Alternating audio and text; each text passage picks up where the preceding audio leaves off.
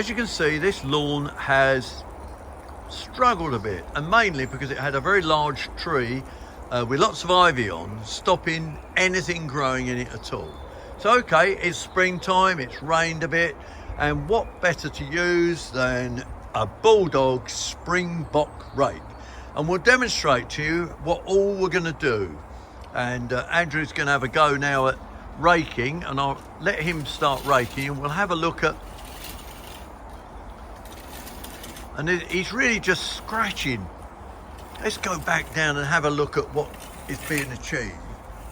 And you can see that we're raking it through. And then, believe it or not, all we then do is actually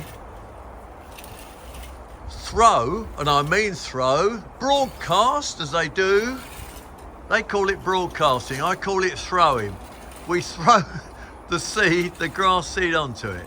And on this lawn particularly, we're going to use bents and fescues mainly, seed, to try and encourage it back into life. So there, I think I'll leave Andrew doing a bit there, and a bit later on we'll show you how we throw the seed onto the surface. And that's all you have to do to rejuvenate your lawn. It's not that difficult. So there's the grass all starting to be prepared, and we'll look at it in just a little while. Well, we talked earlier about just doing some overseeding on this lawn. This is the one we're using. You can see it's got creeping fescue, brown top bents, chewing fescues, a lot of fescues in here, and brown top. And this is a grass that will basically spread nicely through the lawn, and it creeps, which means it will give good coverage. Now here you can see we've put some in the bucket, and you can do it in several ways. One of the ways, you can just drop it off the end of a dustpan, as simple as that.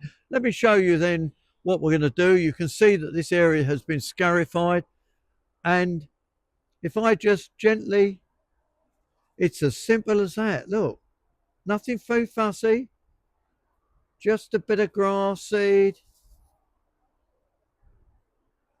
And people will say, oh, but the birds will eat it. Well, don't worry about the birds. It's all been treated, this grass seed. And in fact, you let the birds eat some, and the rest of it will grow. And I'll tell you what, in a few weeks' time, with this nice bit of moisture that we've had this week across most of the UK, bit of warmth, this should take off quite well. And all you need to do is, if we get a dry spell, is water it. Well, there, I think I've shown you enough. I think I'll just get on with the job.